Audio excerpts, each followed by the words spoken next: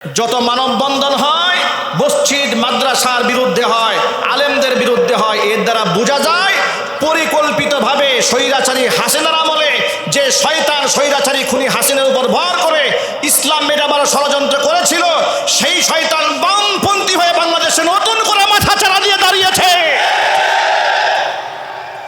সুতরাং সকল ভাইদেরকে বলছি, কোনো একটা কথা শোনা মাত্র পাগল হয়ে যাওয়ার কোনো কারণ নাই। ঘটনার সত্যতা যাচাই করতে হবে, তথ্য তালাশ করে অপরাধ প্রমাণিত হলে তিনি আলিম হন, মুফতি হন, আর মুহাদ্দিস হন, আর পীর সাহেব হন, কিংবা এমপি কিংবা মন্ত্রী হন, প্রফেসর কিংবা সাহিত্যিক কবি দার্শনিক হন, বুদ্ধিজীবী হন, আমরা দেখতে চাই না অপরাধী যিনি, তার পরিচয় একটাই, তিনি অপরাধী। ঠিক কিনা বলুন? আমরা অপরাধীদের বিচার নিশ্চিত করতে চাই, কিন্তু আমরা অপবাদের বোঝা দিয়ে কোনো নিরীহ ব্যক্তির সম্মানহানি হবে, এটা আমরা বরদাস্ত করতে পারবো না। ঠিক কিনা বলেন? সম্মানিত ব্যক্তিদের সম্মানহানি করার যে ষড়যন্ত্র গোটা বাংলাদেশে চলছে, আপনারা কয়েকদিন আগে চ্যানেল 24-এর একটা রিপোর্ট দেখেছেন। বাংলাদেশের মসজিদ এবং মাদ্রাসার সাথে সংশ্লিষ্ট 46টি ঘটনা যা গোটা বাংলাদেশে ভাইরাল হয়েছে, তদন্ত করে এই 46টি ঘটনার মধ্যে মাত্র 4টা ঘটনার সত্যতা পাওয়া গিয়েছে। 42টি ঘটনায় এমন ঘটনা ঘটে হয়েছে আলেমদের ব্যাপারে পত্রিকাতে যা এসছে, ফেসবুকে যে ভাইরাল হয়েছে, সব মিথ্যা এবং অপবাদ। আপনারা দেখেছেন চাঁদপুর ফরিদগঞ্জের এক ইমাম সাহেবকে হেনস্থা করার জন্য অপবাদ রটনা করে হলো ইমাম সাহেব ছাত্রের সাথে বলাৎকার করেছেন, এই কথা বলে তার উপর মব সৃষ্টি করা হলো। তাকে বেঁধে থানায় আনা হচ্ছে। দুঃখে কষ্টে লজ্জায় শরমে স্ট্রোক করেছেন, প্রতিমধ্যে থানায় আনার আগেই তিনি মারা গিয়েছেন। ঘটনার তদন্ত করার পরে বের হয়ে আসলো যে একটা পক্ষ ইমাম সাহেবের কাছে চাঁদা দাবি করেছিলেন দীর্ঘদিন ধরে, তিনি দেননি। পরবর্তী তারা প্রতিশোধ নেওয়ার জন্য মিথ্যা অপবাদের বোঝা আরোপ করে সামাজিকভাবে তাকে হেনস্থা করার জন্য এই কাজগুলো করেছে। আপনারা কিশোরগঞ্জের একটি ঘটনা আপনারা দেখেছেন, একজন হাফেজ সাহেবকে কিভাবে হেনস্থা করে পুলিশে দেওয়া হলো। তদন্ত করে দেখা হলো যে হাফেজ সাহেব অন্যায়ের সাথে ন্যূনতম জড়িত নন। এইভাবে 46টা ঘটনার তদন্ত করে মাত্র 4টার সত্যতা পেয়েছে, 42টা ঘটনার মধ্যে মিথ্যা পাওয়া গিয়েছে। পক্ষান্তরে স্কুল কলেজ বিশ্ববিদ্যালয়ের 55 ঘটনা তদন্ত করা হয়েছে। 55 ঘটনার মধ্যে 50টা সত্য, 5টা মিথ্যা। যেখানকার ঘটনা সত্য হয় সেই স্কুল কলেজ বিশ্ববিদ্যালয়ের বিরুদ্ধে এদেশের বুদ্ধিজীবীদের কোনো আওয়াজ পাওয়া যায় না, শাহবাগীদের কোনো প্রতিবাদ থাকে না, কোনো মশাল মিছিল থাকে না, কোনো মানববন্ধন থাকে না। যত মানববন্ধন হয় মসজিদ মাদ্রাসার বিরুদ্ধে হয়, আলেমদের বিরুদ্ধে হয়, এর দ্বারা বোঝা যায় পরিকল্পিতভাবে স্বৈরাচারী হাসিনার আমলে যে শয়তান স্বৈরাচারী খুনি হাসিনার উপর ভর করে ইসলাম মেটাবার ষড়যন্ত্র করেছিল, সেই শয়তান বামপন্থী হয়ে বাংলাদেশে নতুন করে মাথাচাড়া দিয়ে দাঁড়িয়েছে।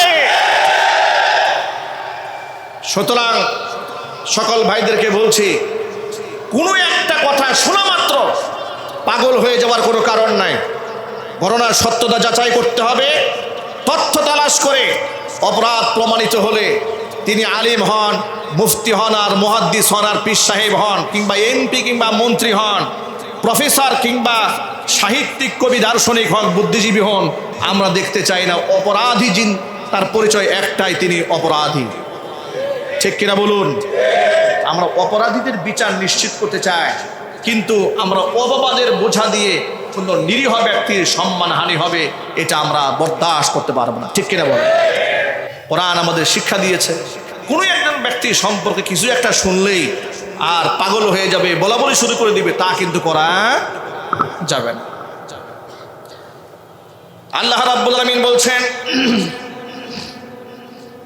ওয়ালাউলা ইয সামি'তুমুহু কুলতুম মা ইয়াকুনু লানা আল্লা আন নাতাকাল্লামা বিহাযা সুবহানাকা হাযা বুহতানুন আযীম। আল্লাহ পাক বললেন, লাউলা ইয সামি'তুমুহু, যখন তোমরা এটা শুনলে তখন কেন বললে না কুলতুম মা ইয়াকুনু লানা আন নাতাকাল্লামা বিহাযা, এই ব্যাপারে আমাদের কথা বলাটা উচিত নয়, এই কথা কেন বললে না?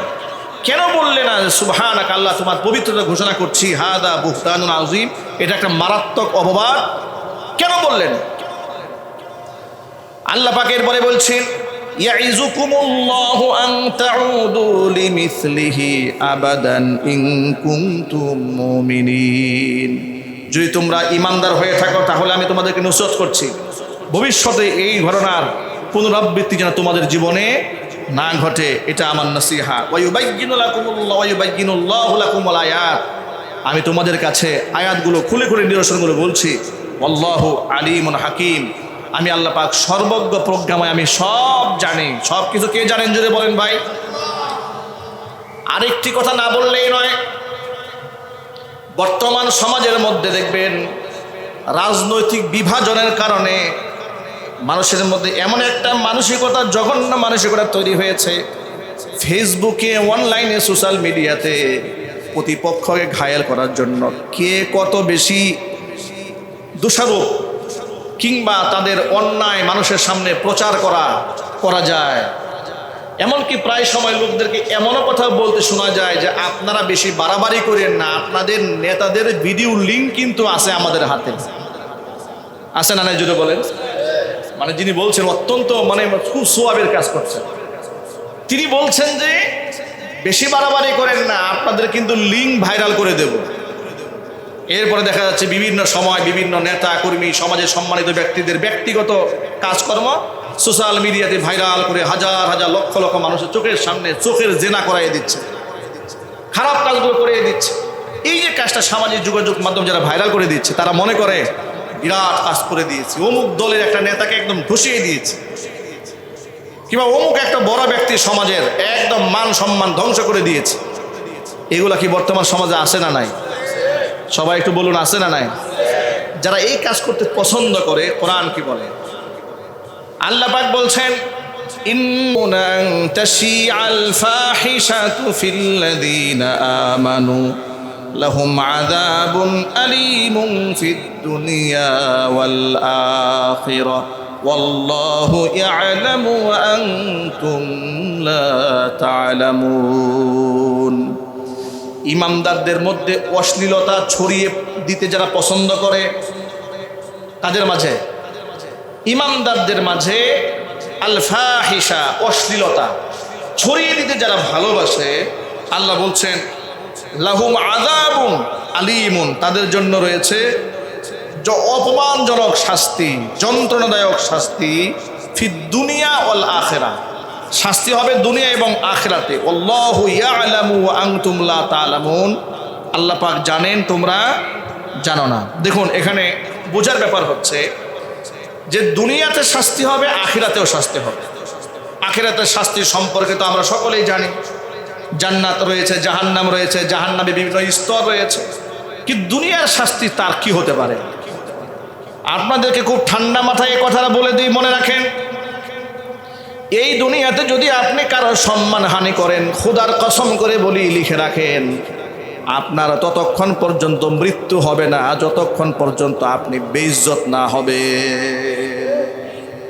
আপনি কারো সম্মান হানি করে আপনি সম্মান নিয়ে দুনিয়াতে বিদায় হবেন, তা হবে না। এটা আল্লাহ পাকের ওয়াদা। আল্লাহ বলছেন লাহুম আযাবুন আলীমুন ফিদ দুনিয়া ওয়াল আখিরাহ, শাস্তি শুধু পরকালে না, অনেক শাস্তির শুধুমাত্র পরকালে চূড়ান্ত ফয়সালা হবে। কিন্তু আল্লাহ পাক বলছেন যারা এই দুনিয়ার মধ্যে অশ্লীলতা ছড়িয়ে দেওয়া পছন্দ করে, তাদের শাস্তি হবে দুনিয়াতে এবং শাস্তি হবে আখিরাতে। দুনিয়াতে প্রথম সাজা হচ্ছে, আপনি তো একজনের সম্মানের চাদর নিয়ে টান দিয়েছেন, আপনি তো একজন মানুষকে বেইজ্জত করেছেন, একজন ব্যক্তিকে অপমানিত করেছেন, লাঞ্ছিত করেছেন। অথচ হাদিস আপনাকে কি শিখিয়েছে? হাদিস আপনাকে শিখিয়ে দিয়েছে মান সাতারা আইবাহু ফিদ দুনিয়া আইবা মান সাতারা আইবা আখিহি ফিদ দুনিয়া সাতারাল্লাহু আইবাহু ইয়াউমাল কিয়ামাহ। দুনিয়াতে যদি এক ভাই আরেক ভাইয়ের দোষ চোখের সামনে দেখার পরেও লুকিয়ে রাখে, তাকে যদি তার ইজ্জতটা রক্ষা করে দেয়, কিয়ামতের দিন মহান আল্লাহ রাব্বুল আমিন এই ব্যক্তির ইজ্জতটাকে রক্ষা করবেন, তার দোষকে মানুষের সামনে প্রকাশিত করবেন না। ছোট্ট করে বলি, আমি থেকে আপনি পর্যন্ত, আমার ডানে বামে যত মুসলিম ভাইরা আছেন, আপনারা এক বাক্যে জবাব দিয়ে বলুন, আমাদের দোষ আছে না নাই? একটু জোর আওয়াজে বলেন, আমাদের ত্রুটি আছে না নাই? এখানে একজনও কি কমপ্লিট পরিপূর্ণ আমরা আছি? আমাদের কোনো ত্রুটি নাই এরকম একজন আছি? একমাত্র নবী রাসূলদেরকে আল্লাহ পাক এই সম্মানে ভূষিত করেছেন। তারা বেগুনা মাসুম, আল্লাহ পাক তাদেরকে ঠিক এভাবে মাহফুজ রেখেছেন। তারা ওহী মারফত পরিচালিত হতেন, ফেরেশতা কর্তৃক তারা সুসংবাদ প্রাপ্ত ছিলেন, তাদের ভালো মন্দ আগে জানিয়ে দেওয়া হতো, তারা কোনো গুনাহকে স্পর্শ করেন নাই। কিন্তু আমি আপনি সহ প্রত্যেকেই গুনাহগার। কিন্তু প্রশ্ন হচ্ছে, যেহেতু আমরা প্রত্যেকেই গুনাহগার, এখন সেই গুনাহ আপনার গুনাহ আমি, আমার গুনাহ আপনি যদি বলা বলি করেন সমাজের মধ্যে, তাহলে বিশৃঙ্খলা হওয়া ছাড়া আর কোনো উপায় আছে? যদি কোনো উপায় আছে? আর আমার গুনাহকে আপনি মাফ করতে পারবেন, আপনার গুনাহ আমি মাফ করতে পারবো। তাহলে আমার গুনাহ পৃথিবীর কেউ মাফ করতে পারবে? তাহলে আমার গুনাহ পাবলিকের কাছে বলে কি ফায়দা আছে? এক ব্যক্তি কয়েকদিন আগে এসে আমাকে বলছে, হুজুর আমি আল্লাহর কাছে তওবা করতে চাই, তবে আপনাকে আমি প্রচণ্ড ভালোবাসি, আপনার কাছে আমি আমার ব্যক্তি জীবনের কিছু খোলামেলা ঘটনা বলতে চাই। আমি তাকে বললাম, ব্যক্তি জীবনের খোলামেলা ঘটনা বলেন, কিন্তু জীবনে যদি কোনো পাপ হয়ে থাকে সেটা আমাকে বলার দরকার নাই। ঠিক কিনা বলেন? যদি আপনি কোনো পাপ করে থাকেন, সে পাপের বিবরণ আমার সামনে দেওয়ার কোনো প্রয়োজন নাই, কারণ আপনার পাপ মোচন করার জন্য আমার কাছে কোনো রাস্তা নাই, আমার কোনো ওয়ে নাই, আমার কোনো ক্ষমতা নাই। যিনি পাপ মোচন করতে পারেন একমাত্র তিনি কে? চিৎকার দিয়ে বলুন, তিনি কে? আপনি তাহাজ্জুদের নামাজে সিজদায় পড়ে রবের কাছে বলুন, আল্লাহ আমি গুনাহ করেছি, এই গুনাহ করেছি, আল্লাহ পাক জানেন। এরপরে আপনি রবের সামনে স্বীকৃতি প্রদান করুন, আমার সামনে আপনার গুনার ফিহিরিস্তি দেওয়ার কোনো প্রয়োজন নাই, তার কারণ আপনার গুনাহ আমি মাফ করতে পারবো না। তবে তওবার রাস্তা বলে দিতে পারি, আপনি আল্লাহর কাছে তওবা করেন, যত বড় গুনাহ হোক না কেন মহান রব অবশ্যই তত বড় গুনাহ ক্ষমা করে দিবেন। এটা আল্লাহর ওয়াদা আছে। সুতরাং আমার গুনাহ পাবলিকলি প্রচার করার কোনো মানে নাই, আপনার গুনাহ পাবলিক প্রচার করার কোনো মানে নাই। বন্ধু বান্ধবের কাছে নিজের ব্যক্তিগত গুনার কথা কখনো বলবেন না। আমাদের একটা বাজে অভ্যাস আছে, বন্ধু মহলে বসলে নিজের জীবনে যত অপকর্মের ফিহিরিস্তি সব বন্ধু বান্ধবের কাছে বলে বেড়ায়। মেয়েদের একটা বাজে স্বভাব আছে, ৫-৭ জন মিলে এক জায়গায় বসলে একেবারে বলতে বলতে বলতে বলতে এমন পর্যায়ে চলে যায় যে নিজের স্বামী স্ত্রীর যে আভ্যন্তরীণ গোপন কিছু ব্যাপার আছে সেগুলো বান্ধবীর কাছে বলে বেড়ায়। এই স্বভাব মহিলাদের মধ্যে আছে না নাই? আবার এমন স্বভাব কিছু পুরুষের মধ্যেও আছে, এগুলো বলবেন না, হারাম, এগুলো বলা কি হারাম। সুতরাং সমাজের মধ্যে আল্লাহ তাআলা আমাদেরকে বানিয়েছেন মানুষ, আর মানুষ মাত্র আমরা ভুল করি। কুল্লু বানি আদম খাত্তাউন ওয়া খায়রুল খাত্তাইনা তাওয়াবুন। মানুষ মাত্র যেহেতু ভুল হয়, আমরা কেউ একদম পরিচ্ছন্ন ফেরেশতা নই। সুতরাং আরেকজনের ভুল দেখলে এইভাবে তাকিয়ে থেকে ফেসবুকে প্রচার করার কোনো মানে নেই। নিজেকে নিজের চেহারা আয়নায় দেখুন, আরেকজনের দুষ্টুমি মানুষের কাছে না বলে নিজের চেহারা আয়নায় দেখুন। জীবনে কতবার মিথ্যা কথা বলেছেন, কতবার ধোঁকাবাজি করেছেন, কত মানুষের সামনে প্রতারণা করেছেন, কত মানুষের সাথে ওয়াদা খেলাপ করেছেন, কত মানুষকে কষ্ট দিয়েছেন, কত মানুষকে গালমন্দ করেছেন, কতবার রবের সামনে সেজদায় গিয়ে মিথ্যা ওয়াদা করেছেন, নামাজে দাঁড়িয়ে মিথ্যা কথা বলেছেন। নিজের পাপের ফিহিরিস্তি দাঁড় করান, দেখবেন অন্যের পাপ দেখার সুযোগ থাকবে না। ঠিক কিনা বলেন? এই জন্য হযরত আলী কাররামাল্লাহু ওয়াজহা বলেছেন, পৃথিবীর সবচেয়ে বড় কঠিন কাজ হচ্ছে নিজের দোষ বের করা, আর সবচেয়ে সহজ কাজ হচ্ছে অন্যের সমালোচনা করা। অন্যের সমালোচনা করতে সহজ কাজ আর নাই, আর নিজের দোষ বের করা হচ্ছে সবচাইতে কঠিন কাজ।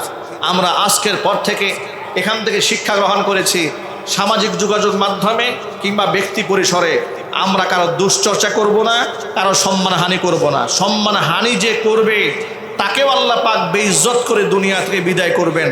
আমরা কি বেইজ্জত হয়ে মরতে চাই? একটু জোরে আওয়াজে বলেন, বেইজ্জত হয়ে মরতে চাই? আমরা ইজ্জত নিয়ে বাঁচতে চাই, ইজ্জত নিয়েই মরতে চাই, ইজ্জত নিয়েই রবের সামনে দাঁড়াতে চাই। এমনকি নিজের ত্রুটি বিচ্যুতি রবের কাছে ক্ষমা চেয়ে ইজ্জতের সাথে জান্নাতের মেহমান হতে চায়। ঘটনাটি হিজরি ৫ম হিজরির ঘটনা। নবী করিম সাল্লাল্লাহু আলাইহি ওয়াসাল্লাম হিজরত করে মদিনাতুল মুনাওয়ারায় যাওয়ার 5 বছর পরের ঘটনা। ইবনে হাজার আসকালানী রাহমাতুল্লাহি আলাইহি এটাকে 5ম হিজরি বলেই বেশি প্রাধান্য দিয়েছেন। কোন ঐতিহাসিক এবং মুহাদ্দিসরা এটাকে 6ষ্ঠ হিজরি উল্লেখ করেছেন, কিন্তু ইবনে হাজার আসকালানী রাহমাতুল্লাহি আলাইহি খুব জোর করে 5ম হিজরির কথাই সাব্যস্ত করেছেন। মা আয়েশা রাদিয়াল্লাহু তাআলা আনহা বলেন, বনুল মুস্তালিক যুদ্ধে নবীজি সাল্লাল্লাহু আলাইহি ওয়াসাল্লাম স্ত্রীদের মধ্যে লটারি দিলেন যাওয়ার জন্য, কে সাথে যাবে। তখন লটারিতে যখন নাম উঠানো হলো, সেখানে আমার নাম বের হলো। নবীজি সাল্লাল্লাহু আলাইহি ওয়াসাল্লাম আমাকে নিয়ে বনুল মুস্তালিক যুদ্ধে গমন করলেন। অনেক লম্বা ইতিহাস। সে যুদ্ধে নবীজি সাল্লাল্লাহু আলাইহি ওয়াসাল্লাম বিজয় লাভ করলেন। যুদ্ধ থেকে যখন মদিনাতুল মুনাওয়ারার উদ্দেশ্যে রওনা হয়েছেন, পথিমধ্যে বিশ্রাম নেওয়ার জন্য সাহাবায়ে কেরামদেরকে তাঁবু গেড়ে সুযোগ দিলেন যে তোমরা কিছুক্ষণ বিশ্রাম গ্রহণ করো। কারণ হলো আরব দেশে, আরব ভূখণ্ডে দিনের বেলায় সফর করা ছিল মারাত্মক কঠিন, প্রচণ্ড তাপমাত্রা, খরতাপ। এই জন্য তৎকালীন যুগে রাতের বেলায় সফর করতে বেশি পছন্দ করতেন। আপনাদেরকে আরেকটা সূক্ষ্ম তথ্য বলে রাখি, এখনো দেখবেন আরবের মানুষের একটা ভালো অভ্যাস আছে, দিনের বেলায় তাদেরকে রাস্তাঘাটে খুব একটা দেখা যায় না, কিন্তু যখন রাত ঘনিয়ে আসে তখন দেখবেন আরবের লোকেরা ছেলে মেয়েদেরকে নিয়ে, স্ত্রী সন্তানদেরকে নিয়ে সমুদ্রের পাড়ে চলে গেছে। তারা রাস্তায় বের হওয়া শুরু হয়েছে। রাতের বেলায় চলাচল করা, আনন্দ ফুর্তি করা, কিংবা রাতের বেলায় সফর করা, এটা এনভায়রনমেন্টের জন্য এটা খুব প্রয়োজনীয় ছিল। কারণ দিনের বেলায় প্রচণ্ড তাপমাত্রায় লম্বা সফর করা যেত না। সাহাবায়ে কেরামদেরকে সাথে নিয়ে বনুল মুস্তালিক যুদ্ধ থেকে ফেরার পথে দিনের বেলায় নবী সাল্লাল্লাহু আলাইহি সাল্লাম সামান্য বিশ্রাম নিচ্ছিলেন যে রাত হয়ে গেলে আমরা সফর শুরু করে দেব। মা আয়েশা রাদিয়াল্লাহু তাআলা আনহা বলেন, সাহাবায়ে কেরাম সফররত অবস্থায় যখন বিশ্রামের জন্য প্রস্তুতি গ্রহণ করলেন, ভিন্ন ভিন্ন তাঁবুতে তারা আরাম ফরমাচ্ছিলেন। ঠিক ওই সময় যখন রাত হয়েছে, আমার ব্যক্তিগত জরুরত সারার জন্য সফরে বের হওয়ার আগে প্রাকৃতিক প্রয়োজন মেটাবার জন্য আমি একটু দূরে চলে গেলাম। নিরিবিলি জায়গায় গিয়ে আমি আমার প্রয়োজন ছেড়ে যখন তাঁবুর কাছে এলাম, মানে সাহাবায়ে কেরাম প্রস্তুতি নিচ্ছেন, তারা এখন মদিনাতুল মুনাওয়ারার উদ্দেশ্যে রওনা হয়ে যাবে। আমরা যখন কোনো সফরে বের হই, রওনা হওয়ার আগে আমাদের যত প্রকারের প্রাকৃতিক প্রয়োজন আছে সব কিছু কিন্তু আমরা সেরে নেই, ঠিক কিনা বলেন? লম্বা সফর আমরা কোথায় গিয়ে দাঁড়াবো, কোথায় বসবো, কি প্রয়োজন হতে পারে, মানবিক প্রয়োজন আমরা মোটামুটি সেরে নেই। মা আয়েশা বলেন, আমি ঠিক ওই মুহূর্তে আমার প্রাকৃতিক ডাকে সাড়া দিয়ে আমি একটু দূরে চলে গিয়ে জরুরত সারতে গেলাম। জরুরত সেরে আমি আসলাম, এসে দেখি আমার গলায় একটা ইয়ামানি পুঁতির হার ছিল। সেই হারটা আমি পাচ্ছি না। তখন আমি মনে মনে ভাবলাম, নিশ্চয়ই হার আমি যেখানে জরুরত সারতে গিয়েছিলাম সম্ভবত গলা থেকে খুলে পড়েছে। মা আয়েশা বলেন, আমি আবার সেই হার খুঁজতে বের হলাম। আমি হার খুঁজতে গেলাম, সেখানে গিয়ে হারটা খুঁজে পেলাম। কিন্তু হার খুঁজে এনে আমি যখন আবার গন্তব্যে এসেছি, এসে দেখি আমার কাফেলা সফরে রওনা হয়ে গিয়েছে। কারণ যে উটের হাওদার উপরে বসে, উটের হাওদা হচ্ছে উটের উপরে ছোট্ট একটা পালকি, আরবের মেয়েরা সেই পালকিতে চড়তেন, পর্দায় ঘেরা থাকতো, বাহিরের পুরুষরা দেখতে পেত না। আমি এসে দেখি হাওদা নিয়ে সাহাবায়ে কেরামের কাফেলা রওনা হয়ে গেছে। অর্থাৎ যারা পালকিটা উটের উপর উঠিয়েছেন তারা আন্দাজও করতে পারেন নাই যে আমি ভিতরে নাই। বুখারী হাদিসে এসছে, মা আয়েশা বলেন, আমি ছোট ছিলাম আর শরীরের গঠন ছিল একেবারেই হালকা পাতলা, আর সাহাবায়ে কেরাম ছিলেন শক্তিশালী। তারা যে আমার উটের হাওদা উটের উপর উঠিয়েছেন তারা টেরও করতে পারেন নাই যে আমি ভিতরে আসি না নাই, এটা আন্দাজ করতে পারেন নাই। তারা যখন প্রস্তুতি নিয়ে চলে গেলেন, আমি যখন ওই গন্তব্যে ফিরে এলাম, এসে দেখি সাহাবায়ে কেরামের কাফেলা নাই। আমি চিৎকার করি নাই, চেঁচামেচিও করি নাই, হতাশও হইনি, পেরেশান হয়েছে, সবাই চলে গেল। মা আয়েশা বলেন, আমি তখন চুপচাপ সেখানে বিশ্রাম নিতে থাকলাম, যেহেতু রাত। এ কথা সুনিশ্চিত যে অবশ্যই সাহাবায়ে কেরাম যখন আমাকে খুঁজে পাবেন না, নবী করিম সাল্লাল্লাহু আলাইহি ওয়াসাল্লাম যখন আমাকে দেখবেন না, আমাকে খোঁজার জন্য এখানে আসবেন। সেখানে মা আয়েশা বলেন, আমি সেখানে চুপচাপ বসে থাকতে থাকতে আমি ঘুমিয়ে পড়েছি, ঘুম চলে আসছে, আমার ঘুমিয়ে গিয়েছি। সাহাবায়ে কেরামের সবার পিছনে চলতেন একজন সাহাবী, তার নাম হচ্ছে সাফওয়ান ইবনে মুআত্তাল রাদিয়াল্লাহু তাআলা আনহু। তিনি সবার পেছনে চলতেন, তার দায়িত্বই ছিল এই বিশাল কাফেলা চলে যাওয়ার পরে সাহাবায়ে কেরামের প্রয়োজনীয় কোনো আসবাবপত্র, প্রয়োজনীয় কোনো মাল সামানা রয়ে গেছে কিনা এটা তিনি খুঁজে খুঁজে খুঁজে খুঁজে নিয়ে যেতেন। এই জন্য সকাল পর্যন্ত তিনি অপেক্ষা করতেন। উম্মুল মুমিনিন মা আয়েশা রাদিয়াল্লাহু তাআলা আনহা বলেন, আমি সেখানে যখন ঘুমিয়ে থাকলাম, ইতিমধ্যে যখন সকাল হয়ে গেছে, এমন সময় সাফওয়ান ইবনে মুআত্তাল রাদিয়াল্লাহু তাআলা আনহু কাফেলার সবার পিছনে যিনি চলতেন, ঠিক ওই মুহূর্তে আমার সামনে এলেন। আমি যখন ঘুমন্ত অবস্থায় ছিলাম, আমাকে দেখা মাত্র তিনি শুধু এতটুকু বললেন, ইন্না লিল্লাহি ওয়া ইন্না ইলাইহি রাজিউন। তার জবান থেকে আমি এতটুকু শুনে আমার ঘুম ভেঙে গেল, আমি মুখ তার থেকে ঢেকে ফেললাম। আর সাফওয়ান ইবনে মুআত্তাল মা আয়েশাকে দেখে চিনে ফেলেছেন, তার কারণ পর্দার আয়াত নাজিল হওয়ার পূর্বে মা আয়েশা রাদিয়াল্লাহু তাআলা আনহাকে তিনি দেখেছেন। এই জন্য তিনি বুঝে ফেলেছেন যে এটা রাসূল পাক সাল্লাল্লাহু আলাইহি ওয়াসাল্লামের স্ত্রী। তিনি ভালো মন্দ কোনো কথা বলেন নাই, কেন আপনি রয়ে গেলেন, কোথায় গেলেন, কিচ্ছু বলেননি, শুধু বলেছেন ইন্না লিল্লাহি ওয়া ইন্না ইলাইহি রাজিউন। এটা পড়ে তিনি তার উটের পা ভেঙে তার সামনে বসিয়ে দিয়ে তিনি একটু দূরে সরে গেলেন, যাতে করে মা আয়েশা উটের হাওদার উপর গিয়ে যখন বসবেন, এই উটে উঠার দৃশ্যও যেন সাফওয়ান ইবনে মুআত্তালের চোখের সামনে না আসে, তিনি দূরে সরে গিয়েছেন। আল্লাহু আকবার বলেন। ব্যক্তিত্ব, মানুষের গায়রত, স্বকীয়তা, ইসলামী সংস্কৃতি, তাহজিব তামাদ্দুন শিখতে হয় সাহাবায়ে কেরামের জীবন থেকে। তারা এইরকম গায়রতমান ছিলেন। মা আয়েশা বলেন, ওয়াল্লাহি আমি আল্লাহর কসম করে বলছি, এই সমাজে সাফওয়ান ইবনে মুআত্তালের মতো সভ্য মানুষ আমি খুব কম দেখেছি। একটাবার আমার সাথে টু শব্দ করেন নাই, আপনি কেন রয়ে গেলেন, কি হয়েছে আপনার, কোনো খুশ গল্প নাই। আমাদের মধ্যে একটা স্বভাব রয়েছে, বাড়িতে গিয়ে যদি আমরা ভাইকে না পাই, ভাবির সাথে খুশ গল্পে মেতে উঠি। এই অভ্যাসটা আমাদের আছে না নাই? কথা বলেন, আছে না নাই? ব্যক্তিগত কোনো প্রয়োজনে গিয়েছে, দরজায় টোকা দিয়েছে, ভাই বাসায় আছে, বলে না উনি তো বাজারে গিয়েছেন, অসুবিধা নেই ভাবি একটু কথা বলি, শুরু হয়ে গেল খোশ গল্প। এই কালচারটা কি আমাদের সমাজে আছে? জুড়ে বলতে হবে আছে। হারাম। এটা কি জুড়ে বলেন? আপনাকে কে পারমিশন দিয়েছে ভাবির সাথে খাজুরি পেঁচাল করার? আপনাকে এই খুশবগল গল্প করার সুযোগ কে দিয়েছে? এই খুশ গল্প করা হারাম রিলেশনের কারণে সমাজে এমন প্রতিক্রিয়া সৃষ্টি হয়েছে, ভাইয়ের স্ত্রীকে নিয়ে আরেক ভাই পালিয়ে যাচ্ছে। কথা ঠিক নেই? বাড়ি বলে ভাবির সাথে অবৈধ সম্পর্ক গড়ে উঠছে। এমনিতেই গড়ে ওঠে নাই, তৈরি হয়েছে হারাম সম্পর্ক তৈরি করেছে, কোরআনের আইনকে আমরা অমান্য করেছি।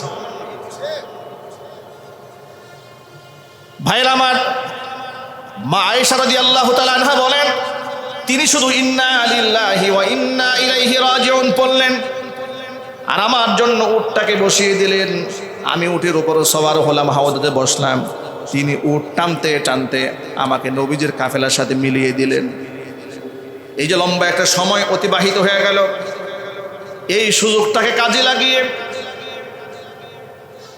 মুনাফিকদের সর্দার রাইসুল মুনাফিকিন আব্দুল্লাহ ইবনে উবাই ইবনে সালুল মহল্লার সাহাবীদের মধ্যে কানাঘুষা শুরু করে দিয়েছে। তোমরা জানো নাকি আয়েশা রাদিয়াল্লাহু তাআলা আনহা নবীর স্ত্রী সাফওয়ান ইবনে মুআত্তালের সাথে অবৈধ সম্পর্ক করেছে? জোরে বলেন নাউজুবিল্লাহ। ভাবতেও পারবেন না শয়তান সমাজের মধ্যে কিরকম বিশৃঙ্খলা তৈরি করতে পারে, কেমন ব্যক্তিদের সামনে কিরকম উদ্ভট কথা তৈরি করতে পারে, এটা আন্দাজও করতে পারবেন না।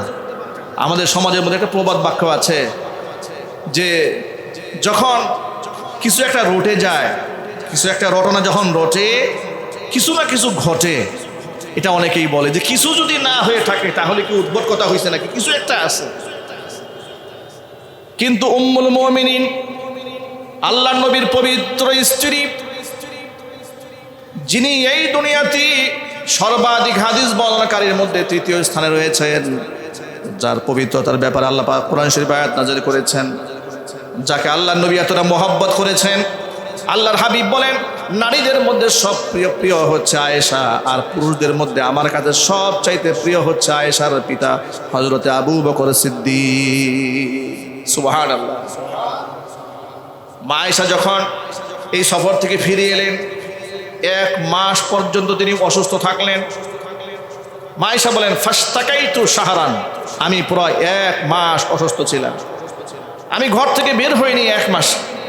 আর এই সুযোগে গোটা বাহিরের এই উত্তাল ঢেউ চলছে, সমালোচনার ঢেউ, এই সম্পর্কে আমি কিছুই জানতাম না।